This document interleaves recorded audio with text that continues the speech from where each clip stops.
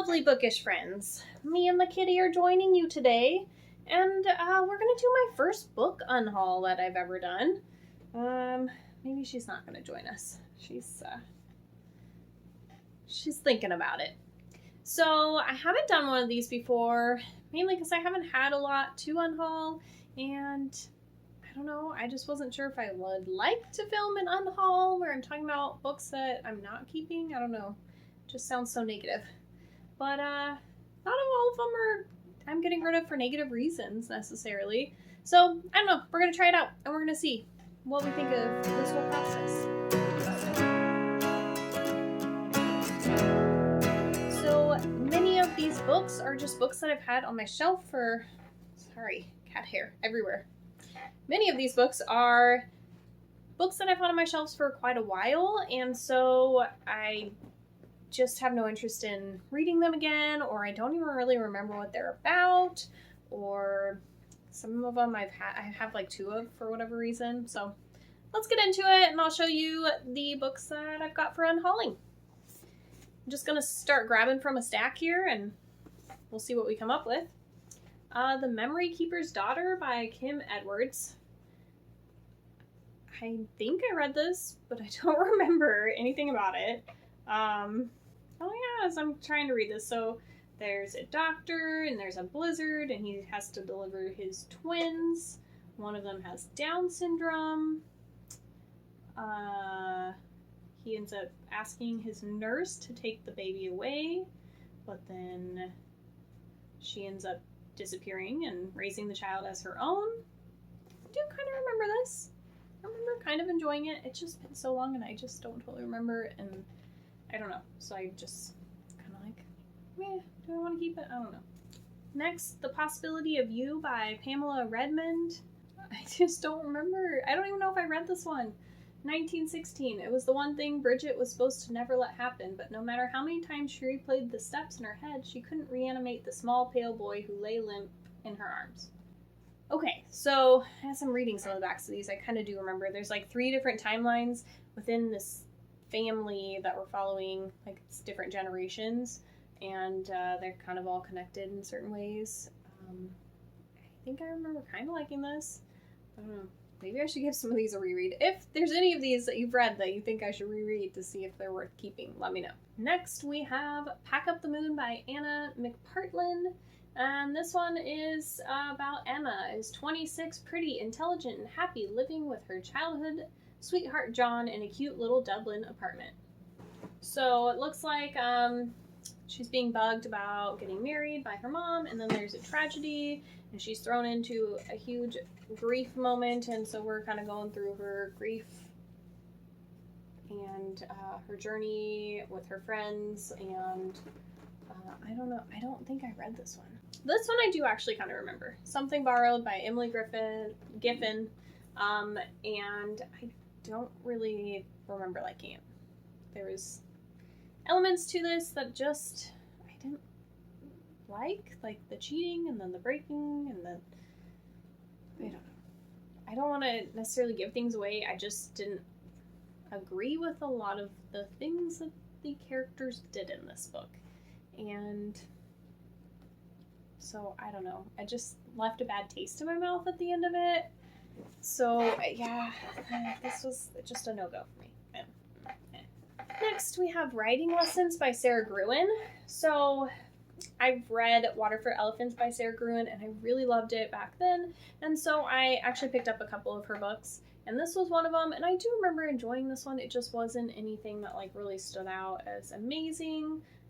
So it's kind of her coming to terms with not being able to be an Olympic champion or anything contender with her horse riding, and I don't know, it was okay. This book I also do remember, and I did not like it, and I was looking at it on Goodreads and it's rated so good, but it just, The Forgotten Garden by Kate Morton. Got a little step back thing. It was so long. I feel like back then I never stopped reading a book. I just was I'm just gonna finish it. It's gonna happen. Now I'm I would have DNF'd this book for sure. It's just, it was so long and drawn out, and I was just like, can we get to something? And we have The Maze Runner by James Dashner. This was really popular a while back. It was made into a movie. This is the movie cover edition, which I don't really love having books with the movie theme going on. It's just, I rather would have the regular cover, the original cover, or some other cover. Just, I'm not a fan of the motion picture cover thing. So, but anyways, I tried to read this a couple times and I just couldn't get into it. It never really hit the spot for me, and I just never really got invested enough to finish this one.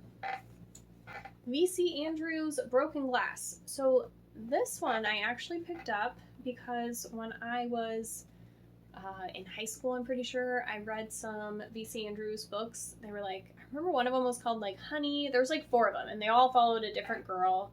And there was Honey, and there was like a red one and a blue one. And I remembered really enjoying them. And so when I was, over the years, like, I've gone through periods where I'm like, I want to read again, I want to read again. And always my struggle was finding books that I actually enjoyed. So I was like, I'm going to go back to an author that I know, that I've read in the past, and read a book from her.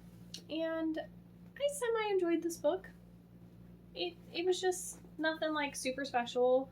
So that's why I'm kind of getting rid of it. It was about like these 2 twin girls, and one of them wants to get away from their very controlling mother. Their mother makes them like dress the same, look the same, act the same, like be the same, and she's like, no, I'm not my sister. And then she ends up running away with somebody she meets online, and it does not go well. And the other sister's like, oh crap. If you guys have been watching my channel, you might know how I feel about this book, but The Girl on the Train by Paula Hawkins was not my cup of tea. This is a thriller, and the main character was just awful. Like, she just kept getting drunk and forgetting everything, and she'd be like, no, I'm gonna stop drinking because I want to figure out what happened to this girl who went missing, and I feel like maybe I'm involved or something, but then, oh shoot, I'm gonna drink again and then forget everything and do stupid shit, and I DNF'd. Next is The City of Lost Souls, which is book 5 in the Mortal Instruments series.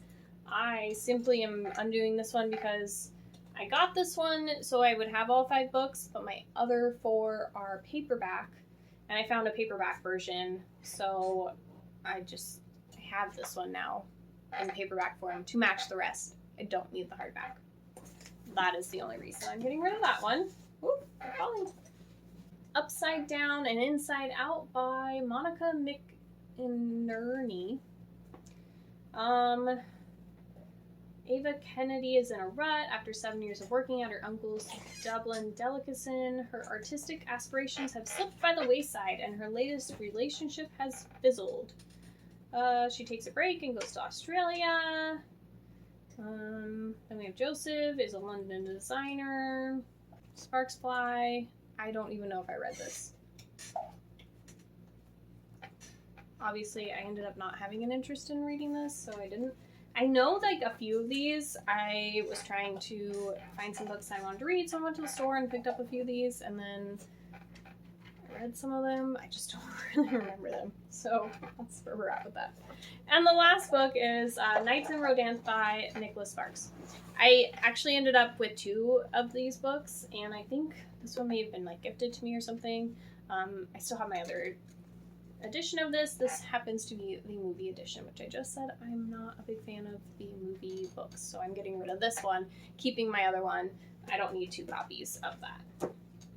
So here it is, my lovely book unhaul for you guys. All the books that I am going to probably just donate. There it is. I hope you guys enjoyed. If you did, please take a moment and subscribe and like to this video, and I will talk to you guys soon. Bye, guys.